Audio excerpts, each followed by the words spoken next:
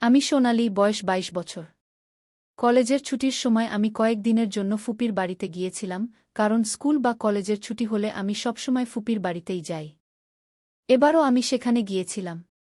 ফুপির পরিবার ছোট ছিল, ফুপি, ফুফাজি এবং তাদের মেয়ে দিব্যা।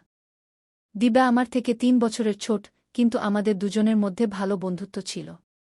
ফুপি খুবই কঠোর মেজাজের ছিলেন, কিন্তু ফুফাজি ছিলেন শালীন, গম্ভীর এবং আকর্ষণীয়, বয়স প্রায় ৪০-এর কাছাকাছি, কিন্তু শরীর এমন যে কেউ দেখলে থমকে যাবে। আমি তাকে সবসময় একটি সম্মানজনক সম্পর্কের চোখে দেখেছি, কিন্তু সেই দিন এমন কিছু ঘটল যা আমার মনের দুনিয়াকে নাড়িয়ে দিল। ফুপি দূরের আত্মীয়ের বিয়েতে গিয়েছিলেন এবং সেখানে ৭ দিন থাকার কথা ছিল। রাত প্রায় ১-১টা বাজে, দিব্যা তার ঘরে ঘুমিয়ে পড়েছে। আমি একা হলের মধ্যে বসে ফোন ঘাঁটছিলাম, এমন সময় ফুফাজির কণ্ঠ শোনা গেল, "সোনালি, এখনো ঘুমোওনি?" আমি মাথা তুলে তাকালাম। তিনি হালকা আলোয় দাঁড়িয়েছিলেন, সাদা কুর্তার উপর তার চওড়া বুকের উঁচু ভাঁজ স্পষ্ট দেখা যাচ্ছিল। গভীর কণ্ঠ যা হৃদয়ে এক ধরনের আলোড়ন তুলে দিল। আমি হঠাৎ করে বললাম, "আমি এখনই ঘুমোতে যাচ্ছিলাম।" তিনি হাসলেন এবং সামনের সোফায় বসলেন। তিনি জিজ্ঞাসা করলেন, "চা খাবে?" রাতে চা খাওয়া একটু অদ্ভুত লাগল, কিন্তু আমি হ্যাঁ বলে দিলাম। তিনি রান্নাঘরে চলে গেলেন, আর আমি তাকে নিঃশব্দে দেখতে লাগলাম। তার লম্বা, সুঠাম চাল, মর্দানাভাবে মনে এক অদ্ভুত গগুদি অনুভূতি হল, যা আমি ঝেড়ে ফেললাম। চা তৈরি হয়ে এলে তিনি কাপটি আমার দিকে বাড়িয়ে দিলেন। তার হাত থেকে উঠে আসা উষ্ণতা আমি অনুভব করলাম। আমি কিছু বলার আগেই তিনি জিজ্ঞাসা করলেন, "এখানে কেমন লাগছে?" আমি বললাম, "ভালো লাগছে। শুধু ফুপি থাকলে আরও ভালো লাগত।" তিনি হালকা হেসে বললেন, "কেন?" "আমার সঙ্গ ভালো লাগছে না।" আমি চুপ করে রইলাম, নজর নিচে নামিয়ে নিলাম। তার প্রশ্নে এক হালকা শরারত ছিল, যা আমি আগে কখনো অনুভব করিনি। কিছুক্ষণ পরে তিনি টিভি চালু করলেন। আমি চা খেতে থাকলাম, কিন্তু মন স্থির ছিল না। তার সেখানে থাকা, আমার পাশে বসা, এমন কিছু ছিল যা বাতাসে এক অন্যরকম অনুভূতি ছড়িয়ে দিচ্ছিল।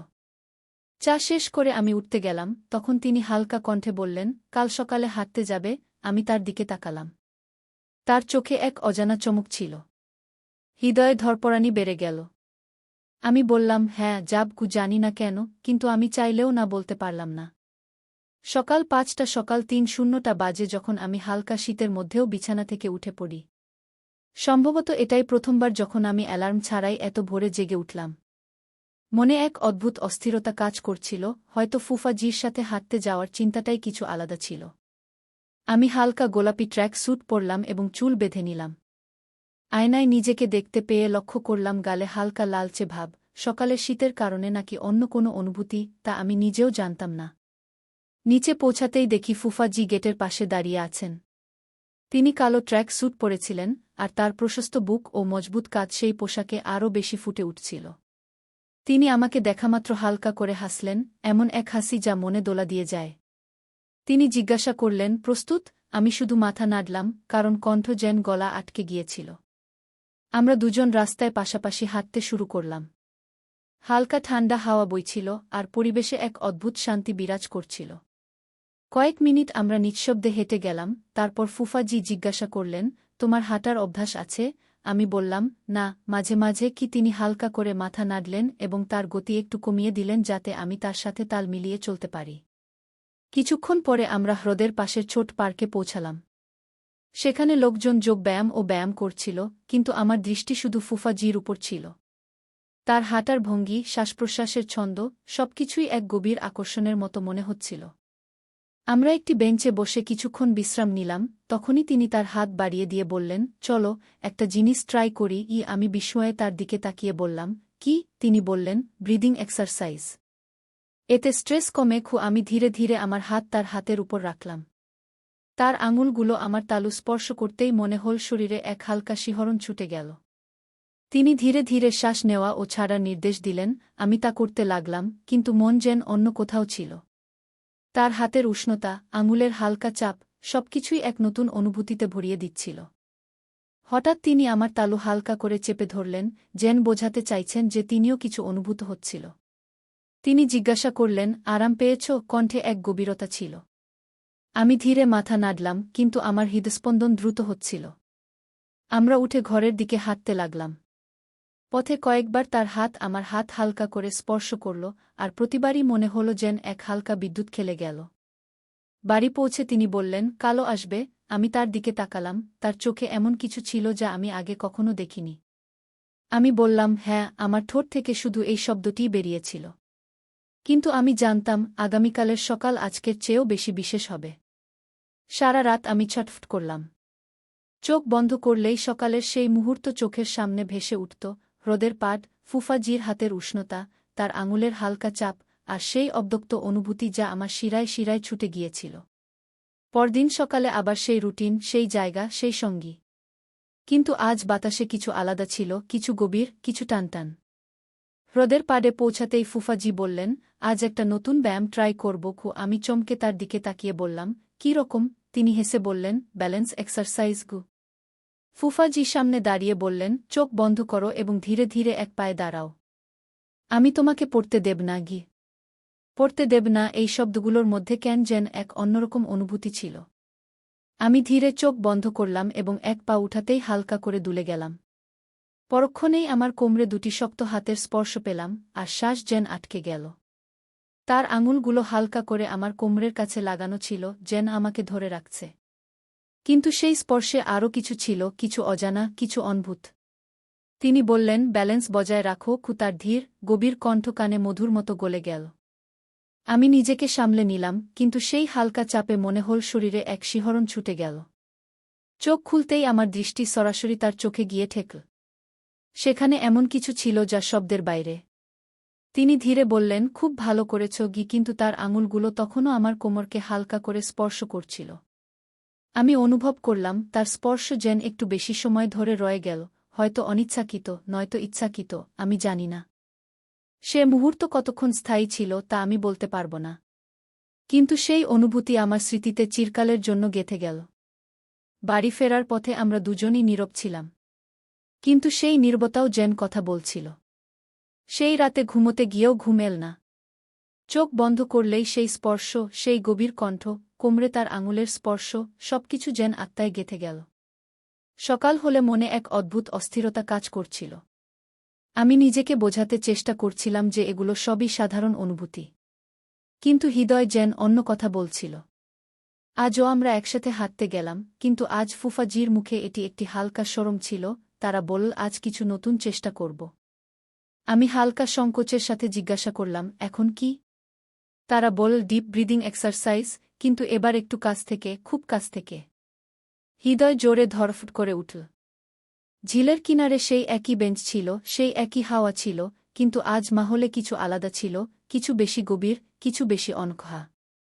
তারা আমাকে সামনে দাঁড় করাল এবং নিজে আমার পিছনে এসে দাঁড়িয়ে বলল, এখন ধীরে ধীরে শ্বাস নাও, গভীর করে, আর ছেড়ে দাও। আমি ঠিক তাই করলাম, কিন্তু যেই আমি শ্বাস নিলাম, তাদের গরম শ্বাস আমার গলার কাছে অনুভূত হল। তারা বলল, নার্ভাস হজো না, শুধু ফিল করো।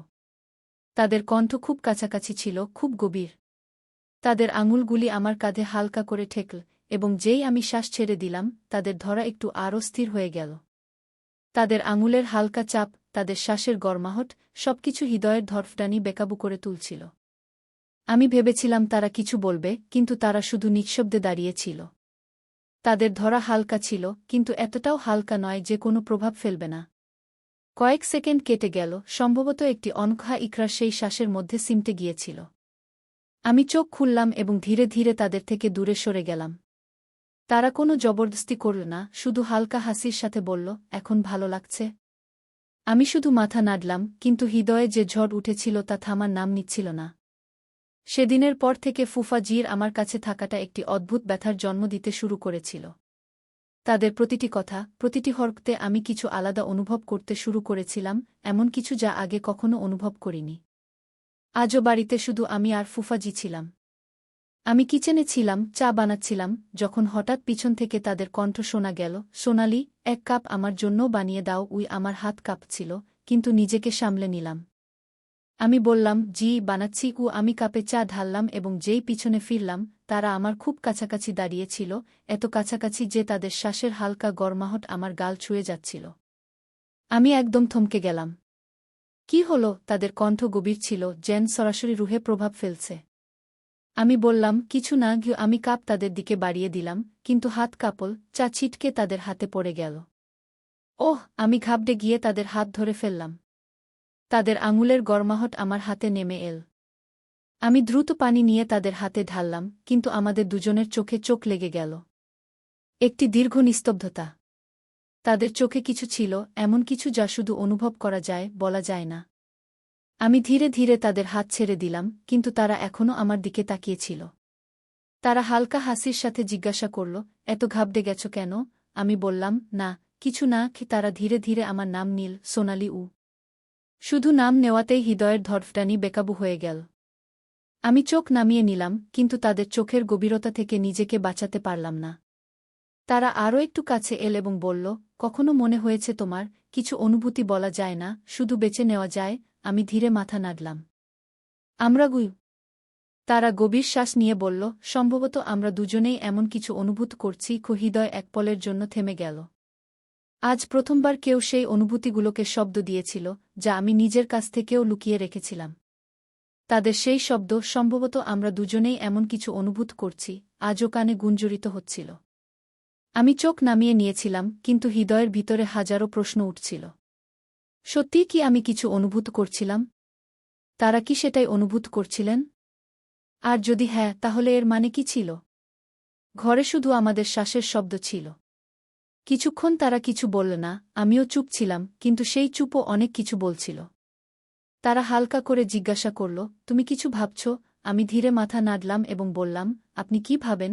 তারা হালকা হাসল, আমার মনে হয় তুমি আমার কাছ থেকে কিছু লুকাচ্ছ। ও আমি তাদের দিকে তাকিয়ে বললাম, যদি লুকিয়ে থাকি, তাহলে আপনি জানতে চাইবেন? তারা পলক না ফেলে বলল, হ্যাঁ। হৃদয়ের ধড়ফটানি বেড়ে গেল। আমি একটি গভীর শ্বাস নিয়ে ধীরে বললাম, কখনো কখনো কিছু অনুভূতি এত জটিল হয়ে যায় যে আমরা নিজেরাই ঠিক করতে পারি না সেগুলো সঠিক না ভুল, কিন্তু তাদের থাকাটা একটি সত্য। তারা আমার দিকে ঝুঁকে বলল, তাহলে এটা কি একটি সত্য? আমি ধীরে মাথা নাড়লাম। তারা কিছুক্ষণ চুপ থেকে বলল, কখনো কখনো আমরা কারো দিকে টেনে চলে যাই, কোনো কারণ ছাড়া, কোনো যুক্তি ছাড়া, শুধু হৃদয় চায় যে তারা কাছে থাকুক, তাদের উপস্থিতি আমাদের শান্তি দিক। এটাই কি ঘটছে? না, আমার কাছে কোনো উত্তর ছিল না। সোনালি, তারা আমার নাম নীল। যদি আমি বলি যে তোমার উপস্থিতিও আমাকে ঠিক তেমনি শান্তি দেয়া, তাহলে তুমি মানবে? আমি তাদের চোখে তাকালাম, সেখানে শুধু গভীরতা ছিল, কোনো প্রশ্ন নয়, কোনো সংকোচ নয়। আজ প্রথমবার মনে হল যে যে অনুভূতিগুলো ভিতরে কোথাও চাপা ছিল, সেগুলো এখন খুলে শ্বাস নিতে শুরু করেছে। আমাদের মধ্যে কোনো শব্দ ছিল না, কিন্তু সম্ভবত শব্দেরও প্রয়োজন ছিল না, কারণ কিছু অনুভূতি শুধু অনুভব করা যায়, বলা যায় না। ইকরার হয়ে গিয়েছিল, কিন্তু এই ভালোবাসা সহজ ছিল না। সেই দিনের পর যখনই আমরা মুখোমুখি হতাম, হৃদয়ের ধড়ফড়ানি বেড়ে যেত, চোখ একে অপরকে খুঁজে বেড়াত, কিন্তু জবান নীরব থাকত। সম্ভবত আমরাও বুঝে গিয়েছিলাম যে এই পথ কোথাও যায় না। আজ ফুপি ফিরে আসছিলেন, অর্থাৎ এখন সেই খোলা আকাশ, সেই বেনাম অনুভূতি সব শেষ হতে চলেছে। সকালে যখন আমি আমার জিনিসপত্র গুছিয়ে নিচ্ছিলাম, তখনই দরজায় হালকা একটা টোকা পড়ল। আমি দরজা খুললাম, ফুফাজি সামনে দাঁড়িয়েছিলেন। তার চোখে সেই একই গভীরতা ছিল, কিন্তু আজ সেখানে ব্যথাও ছিল। তিনি বললেন, যাচ্ছ? আমি হালকা করে মাথা নাড়লাম, হ্যাঁ, এখন যেতেই হবে। কিছুক্ষণের জন্য তিনি নীরব থাকলেন, তারপর বললেন, সম্ভবত আমাদেরই বুঝতে হবে যে কিছু ভালোবাসা পূর্ণ হয় না। হৃদয়ে কিছু ভেঙে যাওয়ার শব্দ শুনলাম। আমি নিজেকে সামলে নিয়ে বললাম, আমাদের ভালোবাসা ভুল ছিল না, কিন্তু এটাকে পূর্ণ করা যায় না। তিনি ধীরে ধীরে আমার হাত ধরলেন, শেষবারের মতো। যদি কখনো আমার কথা মনে পড়ে, তবে শুধু এটাই মনে রেখো, আমিও তোমাকে কখনো ভুলতে পারব না। শ্বাস যেন থেমে গেল, হৃদয় চাইল সময় যেন এখানেই থেমে যায়। কিন্তু কিছু সম্পর্কের তহরির আগে থেকেই লেখা থাকে। আমি ধীরে ধীরে আমার হাত টেনে নিলাম, চোখে জল ছিল, কিন্তু তাকে গড়াতে দিলাম না। পিছনে ফিরে তাকালাম, তিনি সেখানেই দাঁড়িয়েছিলেন, কিছু না বলে শুধু আমাকে যেতে দেখছিলেন। দরজা বন্ধ হয়ে গেল, কিন্তু হৃদয়ের একটি অংশ সেখানেই থেকে গেল চিরতরে। আমাদের সুর অসম্পূর্ণ থেকে গেল, কিন্তু তার সুর আমাদের হৃদয়ে চিরকাল বাজবে। কিছু গল্প শেষ হয়ে গিয়েও শেষ হয় না, তারা হৃদয়ে বাস করে, স্মৃতিতে গুঞ্জরিত হয় এবং প্রতিটি মুহূর্তে জীবিত থাকে যখন আমরা কোনো অসম্পূর্ণ অনুভূতি অনুভব করি। সোনালি এবং ফুফাজির এই কাহিনীও তেমনি ছিল, একটি ভালোবাসা যা সব সীমা পার করতে পারত, কিন্তু বাস্তবতার শৃঙ্খলে বন্দী হয়ে গেল। কখনো কখনো কাউকে ভেঙে চাওয়াই যথেষ্ট, তাকে পাওয়া জরুরি নয়। যদি আপনি এই গল্পটি পছন্দ করেন তবে লাইক করুন, কমেন্ট করুন এবং চ্যানেলটি সাবস্ক্রাইব করতে ভুলবেন না। এমনি হৃদয় ছুঁয়ে যাওয়া গল্পের জন্য আমাদের সাথে থাকুন। আমি আপনাকে পরের গল্পে আবার দেখা করব।